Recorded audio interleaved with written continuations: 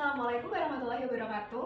Waalaikumsalam warahmatullahi wabarakatuh. Selamat pagi anak-anak. Untuk mengawali pembelajaran pada pagi hari ini, kita berdoa terlebih dahulu ya. Untuk ketua kelas bisa memimpin doa. Kita berdoa menurut kepercayaan dan keyakinan masing-masing. Berdoa dimulai. Doa selesai. Oke, terima kasih. Selanjutnya Ibu akan absen dulu ya. Untuk yang Ibu panggil namanya bisa menjawab hadir gitu ya. Syifa Aulia, Hadir. Feby Putri, Hadir. Obita Salsyabila, Hadir. Ayu Syafa. Hadir, Bu. Oke, alhamdulillah untuk kelas 8C pada pertemuan pagi hari ini hadir semua ya. Sudah siap belajar hari ini? Siap. Ya, masih semangat ya? Masih. Oke, pagi-pagi harus tetap semangat. Bukunya bisa dikeluarkan terlebih dahulu dan alat tulis disiapkan. Sudah? Sudah. Ada yang tahu hari ini kita mau belajar mengenai apa? Struktur dan fungsi tumbuhan. Betul sekali, seperti yang sudah Ibu jelaskan sebelumnya ya, bahwa pada pertemuan hari ini kita akan belajar mengenai struktur dan fungsi tumbuhan. Kemudian untuk tujuan pembelajaran yang harus dicapai yaitu yang pertama, peserta didik mampu mengidentifikasi struktur organ penyusun tumbuhan. Yang kedua, peserta didik mampu menjelaskan fungsi struktur organ penyusun tumbuhan. Yang ketiga, peserta didik mampu menjelaskan pengertian jaringan. Yang keempat, peserta didik mampu mendeskripsikan struktur dan fungsi jaringan yang menyusun akar, batang, dan juga daun. Kemudian yang kelima, peserta didik mampu menyajikan hasil pengamatan struktur dan fungsi organ tumbuhan. Oke, sekarang kita masuk materi ya.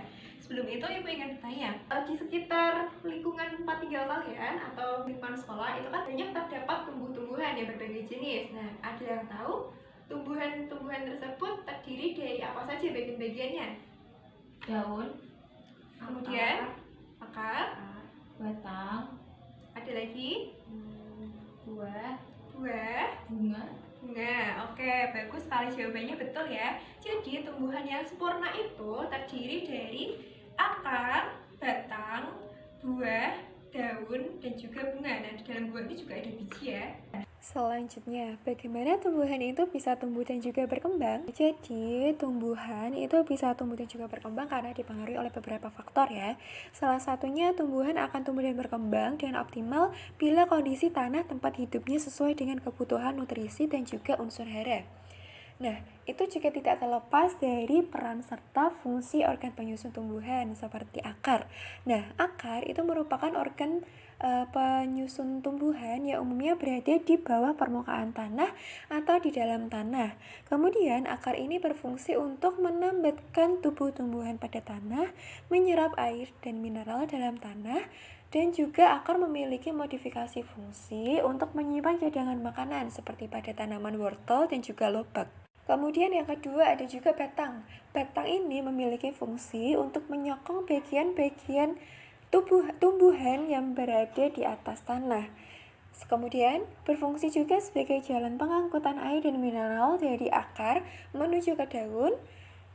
Selanjutnya, berfungsi sebagai jalan pengangkutan makanan dari daun ke seluruh tubuh tumbuhan dan juga memiliki modifikasi fungsi untuk menyimpan cadangan makanan seperti pada tumbuhan tebu, kentang. Yang ketiga yaitu ada daun. Daun biasanya berbentuk tipis, lebar, dan mengandung zat warna hijau yang dinamakan dengan klorofil. Iya, betul sekali, dinamakan dengan klorofil.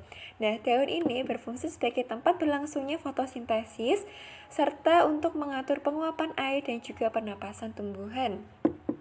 Kemudian ada bunga, buah, dan juga biji yang merupakan bagian dari organ generatif yang berfungsi dalam perkembangbiakan secara seksual.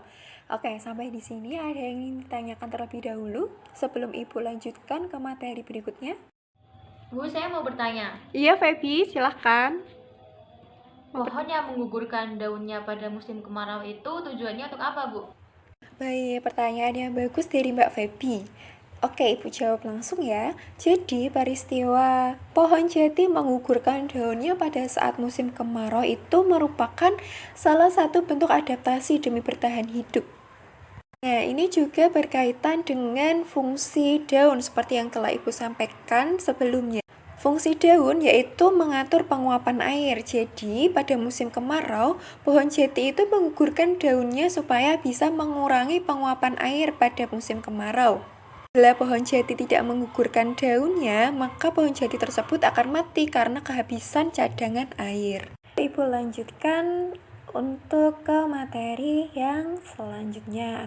Jaringan itu merupakan sekumpulan sel yang memiliki struktur yang sama yang membentuk satu kesatuan untuk memberikan fungsi tertentu. Nah, berdasarkan aktivitas pembelahan sel penyusun jaringan selama masa pertumbuhan dan perkembangan, jaringan itu dibedakan menjadi dua, yaitu ada jaringan meristem dan juga jaringan dewasa. Kita membahas lebih dahulu untuk jaringan meristem. Nah, jaringan meristem ini merupakan jaringan yang sel-selnya aktif membelah diri secara mitosis. Berdasarkan asal terbentuknya, jaringan meristem ini terbagi menjadi dua atau dikelompokkan menjadi dua, yaitu meristem primer dan juga meristem sekunder, di mana meristem primer itu merupakan jaringan meristem pada tumbuhan yang sel-selnya aktif membelah. Kemudian meristem primer ini pada umumnya terdapat pada ujung batang dan juga pada ujung akar. Kemudian ada meristem sekunder, yang merupakan jaringan yang berasal dari jaringan dewasa yang telah mengadakan diferensiasi atau aktif membelah kembali. Contoh meristem sekunder itu adalah kambium pembuluh atau kambium vaskuler dan kambium gabus atau velogen. Selanjutnya ada jaringan dewasa atau yang kedua yaitu jaringan dewasa. Jaringan dewasa merupakan jaringan yang tidak aktif membelah.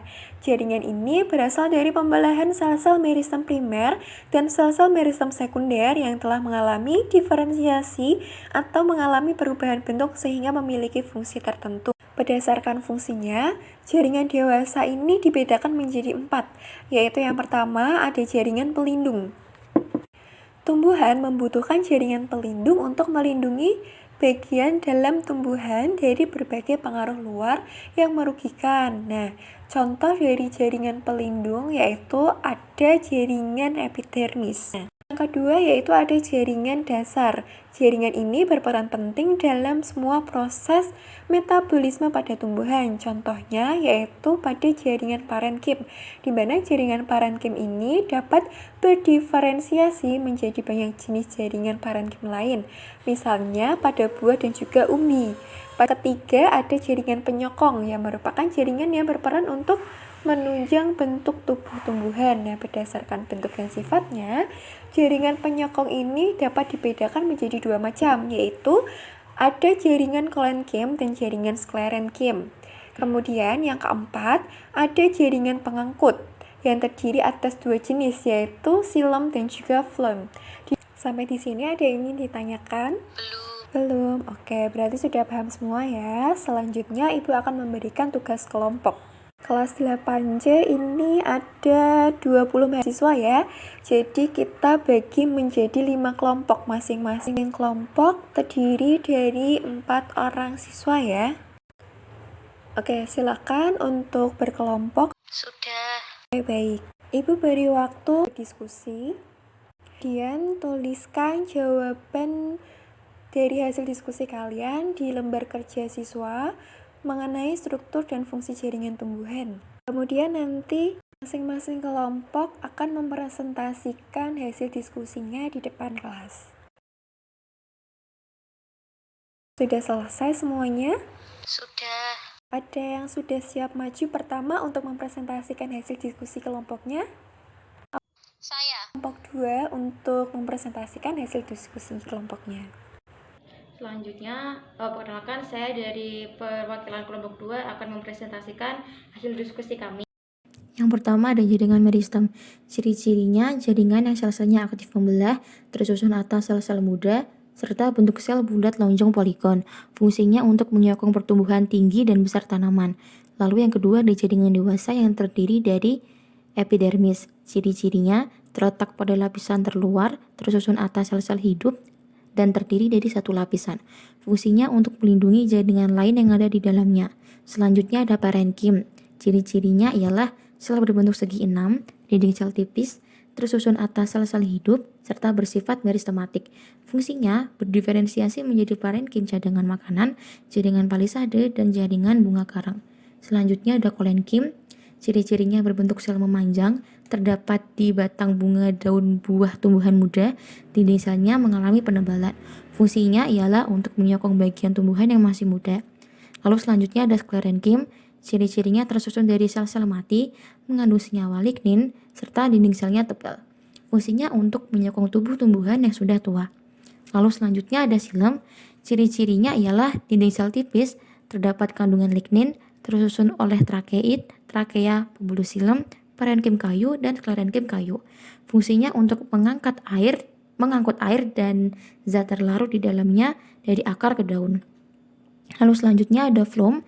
Ciri-cirinya dinding sel tebal, terbuat dari selulosa, tersusun atas sel tapis, pembuluh tapis, sel pengiring, parenkim, dan sklerenkim kayu. Fungsinya untuk mengangkut hasil fotosintesis dari daun ke seluruh tubuh tumbuhan. Baik, terima kasih untuk seluruh kelompok sudah presentasi semua ya. Nah, kesimpulan dari pembelajaran pada pertemuan kali ini yaitu tumbuhan yang sempurna itu memiliki organ penyusun berupa akar, batang, daun, biji, bunga, dan juga buah. Yang masing-masing memiliki fungsi tertentu dalam proses pertumbuhan dan perkembangan tumbuhan. Selanjutnya, jaringan itu merupakan sekumpulan sel yang memiliki struktur yang sama dan membentuk suatu kesatuan untuk membentuk fungsi tertentu. Nah, jaringan ini berdasarkan aktivitas pembelahan selnya dibedakan menjadi dua, yaitu jaringan meristem yang terdiri dari meristem primer dan juga meristem sekunder, dan juga ada jaringan dewasa yang terdiri dari jaringan pelindung, jaringan dasar, jaringan penyokong, dan juga jaringan pengangkut. Oke, karena waktu sudah hampir habis, untuk pembelajaran pada pertemuan kali ini Ibu akhiri ya. Jangan lupa dipersiapkan untuk pertemuan selanjutnya kita akan melakukan praktikum di laboratorium untuk mengamati struktur anatomi jaringan pada akar, batang, dan juga daun tumbuhan. Mari kita tutup pembelajaran pada pertemuan kali ini dengan mengucap hamdalah bersama-sama. Alhamdulillahirrabbilalamin. Sekian pembelajaran pada hari ini. Terima kasih. Wassalamualaikum warahmatullahi wabarakatuh.